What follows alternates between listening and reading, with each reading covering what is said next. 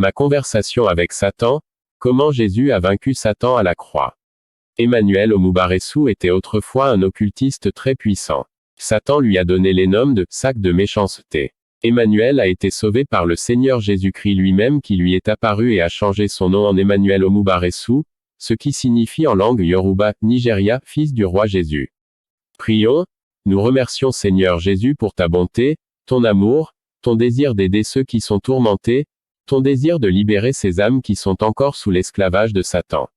Et je te remercie d'avoir sauvé mon âme, et je te remercie pour la grâce qui m'a été accordée de pouvoir transmettre ce message aujourd'hui pour aider ton peuple. La Bible dit que tu envoies ta parole à ton peuple, tu le guéris de ses maladies et tu le délivres de ses destructions. Et donc, Seigneur, je veux que cette parole, ce message, soit un onguent de délivrance et de guérison dans les corps, dans les âmes, dans les esprits des auditeurs et je t'en rends gloire Seigneur, je t'en remercie, au nom de Jésus, Amen et Amen. Une convention du gouvernement pervers s'est tenue au Nigeria, dans l'ancienne région occidentale du Nigeria, vers la fin de l'année 1952. J'étais très jeune lorsque j'ai été initié à la sorcellerie et j'avais du mal à m'en sortir, même si je le voulais. Lorsque les mauvais esprits tiennent une convention, ils se répartissent en diverses divisions sous leurs dirigeants respectifs. Cependant, lorsque toutes les divisions se réunissaient sous une même tente, Lucifer, le fils du matin, présidait une telle réunion. S'il y avait plusieurs discussions, il y aurait aussi différents maîtres. Lors de la réunion de ce jour-là, Satan, étant le capitaine, était le chef tandis que certains esprits comme Belzébuth, Basmodi, Hériti, Bobana, Semlin, Nyagin se tenaient autour de lui en tant qu'officier de sécurité vêtu d'uniforme militaire. Pour commencer la réunion, Satan a rugi et a salué en langage occulte « Bonjour à vous tous, membres des sectes », et nous avons répondu en conséquence. Alors Satan nous a demandé « Que pensez-vous que nous puissions faire à ceux qui s'adonnent à la pureté et à la prière ?» Immédiatement, Belzébuth se leva pour dire quelque chose. Il a cependant été interrompu par un homme parmi nous qui a demandé « Est-ce que ce sont ceux qui appellent Jésus, Jésus ?»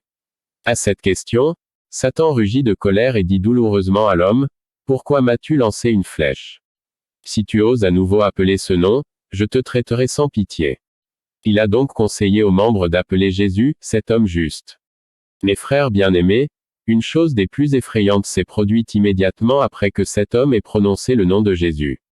Il y avait une lumière très brillante au milieu de nos ténèbres dans lesquelles se déroulait la réunion. La lumière était si vive et si intense que la réunion n'a pas pu se poursuivre. C'est l'une des raisons pour lesquelles les sorcières et les sorciers détestent tout chrétien zélé et priant. Cependant, la façon dont cette réunion s'est terminée si brusquement m'a fait penser à de nombreuses questions approfondies quant à l'invincibilité du pouvoir de Satan, car je croyais que Satan avait un pouvoir absolu. Cette affaire me tenait agité, alors j'ai décidé de connaître ce nom ou l'homme qui s'appelait Jésus. J'ai également décidé d'invoquer Satan et de savoir de lui, en entendant de la bouche même du cheval, pourquoi il n'aimait pas entendre le nom de Jésus. J'ai fait tous les préparatifs nécessaires avant que Satan puisse être invoqué. J'ai fait tout ce qu'il fallait pour invoquer Satan et je l'ai invoqué. Pour commencer, j'ai dit à Satan de répondre franchement à toutes mes questions, puis il m'a dit, « Sac de méchanceté. » C'était mon nom à l'époque, c'était mon pseudonyme, alias Bag of Wickedness. Il a dit, « Sac de méchanceté, s'il vous plaît, laissez ce sujet de côté car je sais ce que vous avez l'intention de demander. » Quand je lui ai répondu, « Que sais-tu alors que je ne t'ai même pas posé de questions ?» Puis il m'a répondu, « Vous pouvez continuer à parler. » J'ai dit, « Capitaine, ce jour-là, lors de la convention il y a un an, pourquoi avez-vous donné une instruction selon laquelle personne ne devrait mentionner le nom de Jésus? » Puis il a rugi, « Ah! Pourquoi m'as-tu lancé une flèche et as-tu dit que tu voulais me parler? » Alors je lui ai répondu, « Capitaine, m'avez-vous vu avec un arc et des flèches? » Puis il me dit d'une voix très froide mais colérique, « Il n'y a pas de flèche dans ta main, mais il y a une flèche dans ce nom que tu as appelé. Je vous ai dit de ne plus appeler ce nom mais de vous référer à lui comme à cet homme juste. Appelez-le cet homme juste. » Alors j'ai répondu, « Pourquoi, capitaine, je ne dois pas appeler le nom de Jésus en votre présence? » Ah, fut sa réponse. Puis, Quand il a crié comme s'il était meurtri, il a disparu. Je ne pouvais plus le voir. Puis j'ai commencé à faire une sorte d'invocation énergique pour le contraindre à réapparaître. Immédiatement, il réapparut mais cette fois avec agacement et son visage était si sauvage comme s'il m'aurait dévoré s'il en avait eu le pouvoir mais j'ai tellement de choses autour de moi qui ne lui permettraient pas de s'approcher. Cependant, nous avons recommencé à discuter, puis je lui ai posé une autre question. Pourquoi t'es-tu enfui par ce que j'ai appelé le nom de cet homme juste? Puis il a parlé et j'ai été secoué. Il dit, vous savez que vous me dérangez en mentionnant ce nom, le nom de cet homme juste. Vous savez pourquoi? Au commencement, Dieu nous a créés sous sa forme et sa ressemblance. Nous avons été créés à partir de la pierre de feu alors qu'en créant le monde, il a créé les êtres humains à partir de la terre et vous savez que la pierre est de meilleure qualité que la simple boue. Puis Dieu a dit que l'homme devait régner sur tout ce qu'il avait créé et dont je suis un. Vous savez, quand vous dites que l'argile doit régner sur la pierre, vous savez que des problèmes arrivent. Cela m'a vraiment ennuyé. Ainsi a dit Satan. Il a déclaré, nous avons décidé de convoquer notre propre réunion pour contrer le plan de Dieu. Les membres du Conseil suprême de notre gouvernement sont Lucifer, Léviathan, Satan. Les autres sont Bélian, Belzébuth, Astaroth, Margot, Basmodi, Orien, Daimon, Démamon, Érytine, Casiel, Zakel, Gabriel, Amiel, Michaël et Raphaël. Notre sujet de délibération était que devons-nous faire pour faire de l'homme l'ennemi de Dieu? S'il est vrai que Michel, Gabriel et Raphaël sont tous deux dans le royaume de Dieu, Satan a également ses propres Michel, Gabriel et Raphaël dans son gouvernement. Quand j'étais dans le royaume des ténèbres, pratiquant la magie, la sorcellerie et tout le reste, je connaissais jusqu'à 6 Gabriels différents du diable et environ 4 Michaels différents du diable. Après que Lucifer ait posé cette question, il y eut un silence pendant environ 5 minutes. Peu de temps après, Belzébuth, le centurion des hypocrites, se leva et dit, « Une voie que nous pouvons suivre est de faire pécher l'homme contre Dieu. Nous savons que Dieu déteste le péché, par conséquent, si Dieu voit le péché chez l'homme, il le rejettera. Et ainsi l'homme deviendra un ennemi de Dieu. » Cela a été accepté à l'unanimité, mais Érytine a posé la question, « Comment allons-nous faire cela?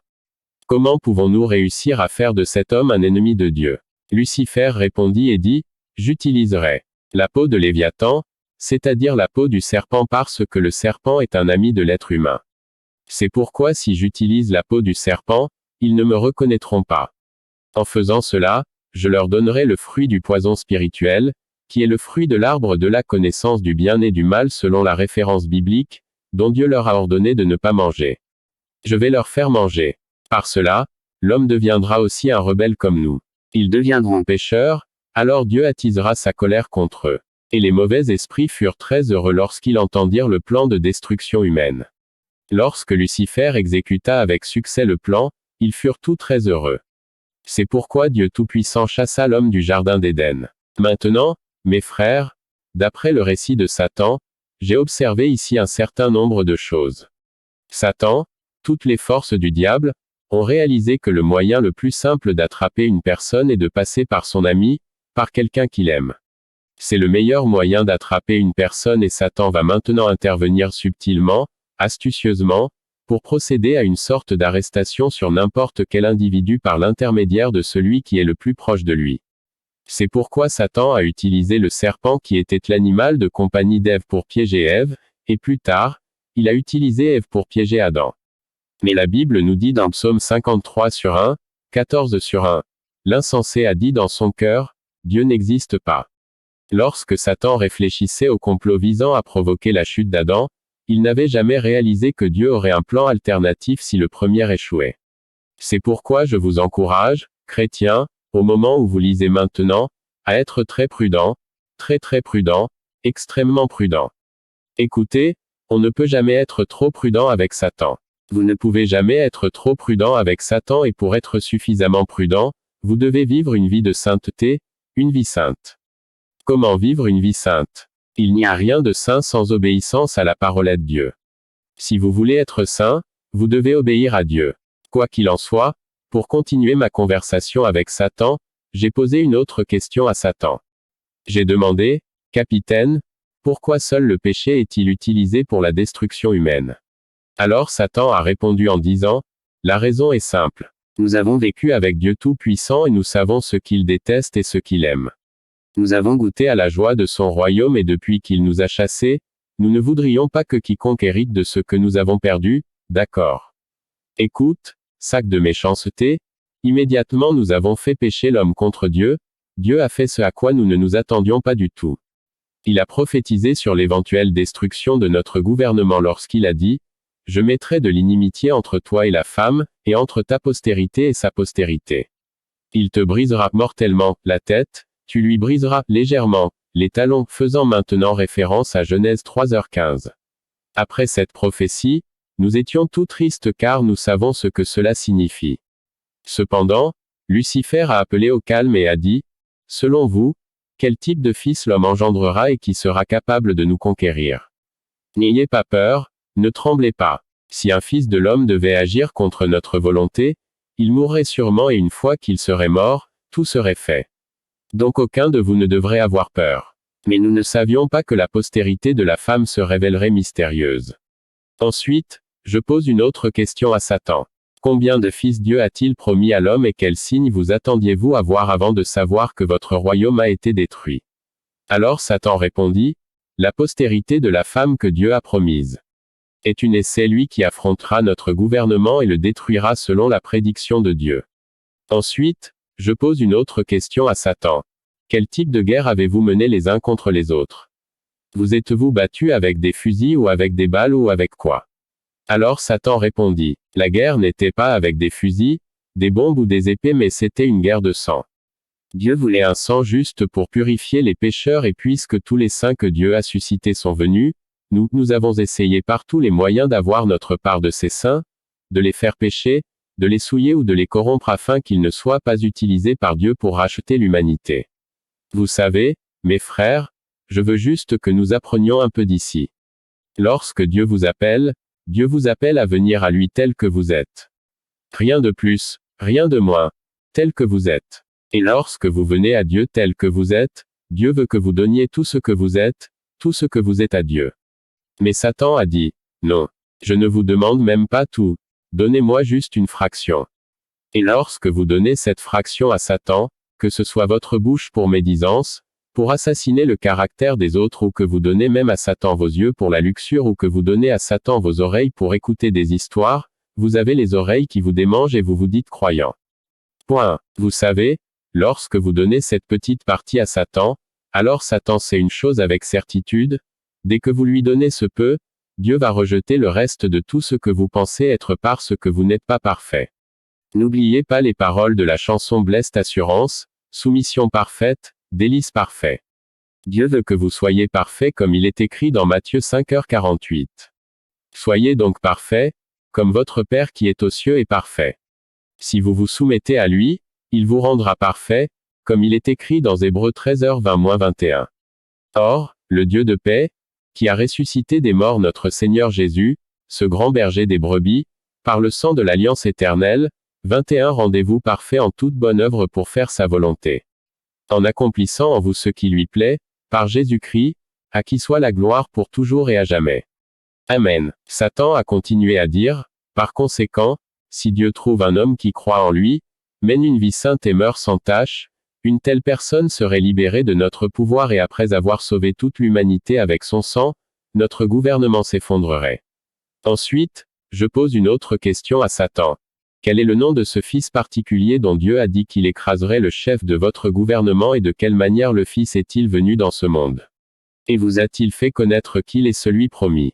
Alors Satan répondit, c'est le nom que vous appelez depuis que nous avons commencé la discussion et je vous ai dit de l'appeler cet homme juste. Je voulais dire, je ne savais pas quand j'ai dit cela mais j'ai répondu inconsciemment, est-ce Jésus? Puis Satan a crié à nouveau. Acha. Sac de méchanceté, tu veux me chasser. Je t'ai dit de ne plus mentionner ce nom parce qu'il m'est plus douloureux qu'une flèche, encore plus douloureux que le feu. Ne mentionnez plus jamais ce nom. Puis j'ai répondu, capitaine, d'après la façon dont vous parlez, je suis désolé, mais je veux juste savoir. Cet homme juste dont vous parlez, il semble qu'il soit plus puissant que vous. Vous n'avez rien dit du tout à son sujet. Je veux juste savoir quelque chose, que se passe-t-il? Comment se fait-il que tu ne veuilles pas entendre son nom ou quelque chose comme ça?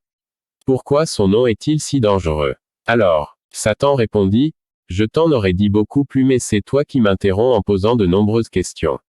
Puis j'ai dit, ok. Oubliez toutes les questions que j'ai posées et dites-moi quelque chose sur la supériorité de cet homme juste. Ensuite, Satan s'est lancé dans une longue histoire pour me raconter une histoire avec laquelle j'essaierai de vous familiariser autant que possible. Ce jour est révolu depuis longtemps, mais je m'en souviens encore très clairement, comme si c'était hier. Alors Satan m'a dit, même avant la naissance de l'enfant promis, il y avait de nombreuses prophéties concernant sa naissance. Cependant, même jusqu'au jour de sa naissance, Dieu Tout-Puissant a caché le mystère aux êtres humains.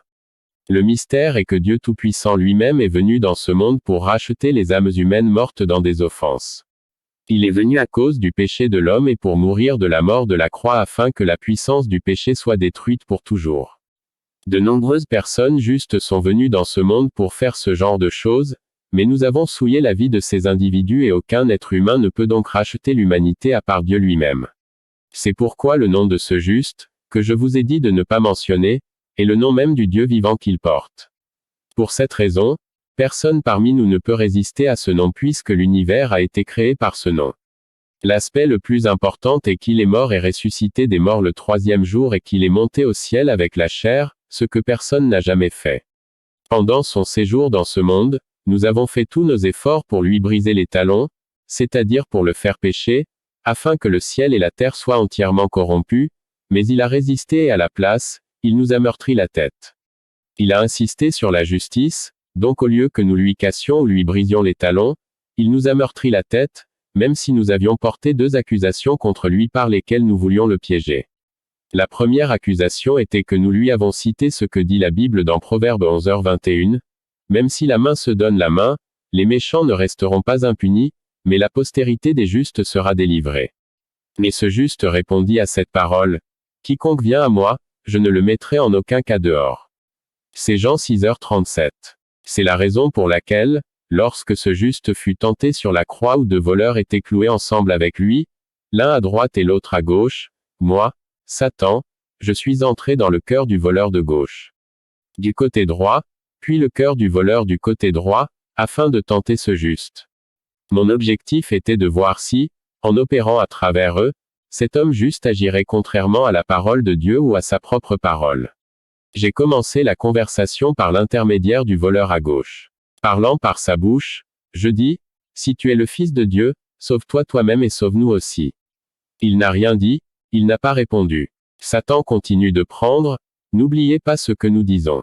Satan parle maintenant. Immédiatement après avoir fait cela dans le cœur du voleur de gauche, je suis entré dans le voleur de droite et je lui ai dit, ne craignez-vous pas Dieu. Puisque vous êtes sous le même jugement de condamnation et que nous avons en effet à juste titre car nous recevons la récompense qui nous revient pour nos actes, mais cet homme n'a fait aucun mal. Puis j'ai ajouté parlant au nom du voleur à droite, souviens-toi de moi lorsque tu entreras dans le royaume de ton Père. Après avoir dit cela, je me suis rapidement enfui du cœur de ce voleur et je me suis tenu à côté pour entendre quelle serait la réponse de cet homme juste. À mon grand étonnement, il m'a meurtri la tête en disant à ce voleur, pas à moi, qu'il ne me parlait pas. Maintenant, écoutez ses frères, Satan disait que Jésus ne parlait pas à Satan. Jésus parlait à l'homme qui était pendu du côté droit de la croix. Jésus a dit, aujourd'hui, tu seras avec moi au paradis. Ce fut le jour le plus triste pour le royaume des ténèbres, selon ce que Satan m'a dit ces jours-là. Il a dit, ce fut le jour le plus triste. Maintenant, comme il me l'a dit, si je me souviens bien, Satan a dit, il n'y a jamais eu un tel jour dans l'histoire des forces du mal après cela. Puis, après que toutes ces choses se soient produites et que l'homme juste ait rendu l'esprit, notre gouvernement a été déchiré et divisé. C'est ce que Satan a dit. Il a dit, notre gouvernement s'est divisé et a été dispersé partout jusqu'à ce que le corps de cet homme juste soit retiré de la croix et enterré. Depuis, je n'ai pas pu contrôler les dégâts causés à notre royaume. Depuis lors, Satan a déclaré qu'il n'était pas capable de contrôler les dégâts et il a continué à dire que l'homme juste n'est pas allé dans la tombe à cause des êtres humains vivants, mais qu'il est allé dans la tombe pour que les morts aient le privilège d'entendre l'évangile, et cela correspond à 1 Pierre chapitre 3h18-20.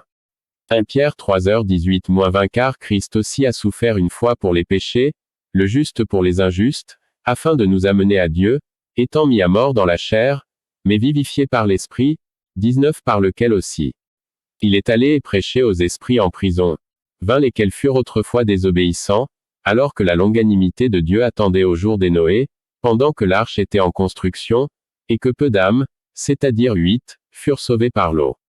Puis Satan a continué à me dire qu'immédiatement Jésus est entré dans la tombe, Satan, ses disciples et ses anges se sont souvenus d'une autre parole de Jésus avant sa mort.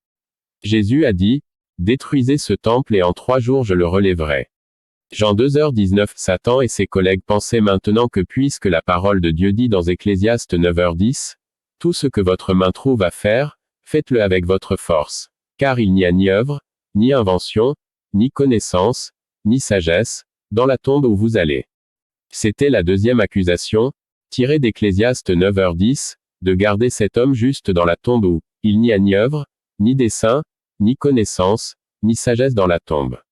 Ainsi, après l'enterrement de cet homme juste, les mauvais esprits se tenaient autour de sa tombe. Ils ont décidé de ne pas le laisser ressusciter d'entre les morts, selon ce que m'a dit Satan, et même s'il voulait sortir du tombeau, ils ont décidé de le battre sans pitié puisqu'il était encore dans la chair d'êtres humains. Ils décidèrent également d'empêcher le vent de souffler de tous les coins de l'univers car ils pensaient qu'il serait emporté par les vents.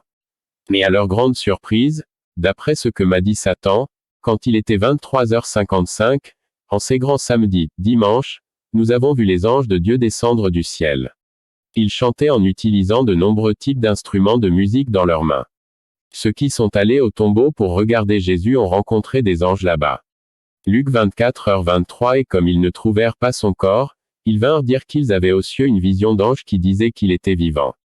Jean 20h12. Et elle vit 2 anges en blanc assis là, l'un à la tête et l'autre aux pieds, là où reposait le corps de Jésus. Puis j'ai interrompu Satan et j'ai dit, quel genre de chant les anges chantaient-ils? Puis il dit, ils ont chanté 3 sortes de chants différents, mais le premier, le texte dit, levez la tête aux portes, que le roi de gloire entre, celui qui a racheté le monde par son sang, il est prendre le royaume. La chanson a été chantée en langue yoruba parce que nous discutions en langue yoruba. Les chœurs chantaient, Hosanna, Hosanna, vous, cieux. Alléluia, vous, la terre, le soleil et la lune vous êtes inclinés. Que notre roi soit sanctifié. Alors que nous les voyions chanter, continua Satan, nous étions ennuyés et disions avec colère, si vous, les anges de Dieu, osez venir ici, nous vous combattrons jusqu'au bout. Puis, quand nous avons dit cela, ils ont commencé une autre chanson. La chanson dit, aujourd'hui est un grand jour pour nous, honneur soit au roi des chérubins. Toutes les créatures, vous sortez toutes, honneur soit au roi des chérubins. Grand est-il maintenant sur le front de guerre, honneur soit au roi des chérubins. Les esprits démoniaques tremblent maintenant, honneur soit au roi des chérubins.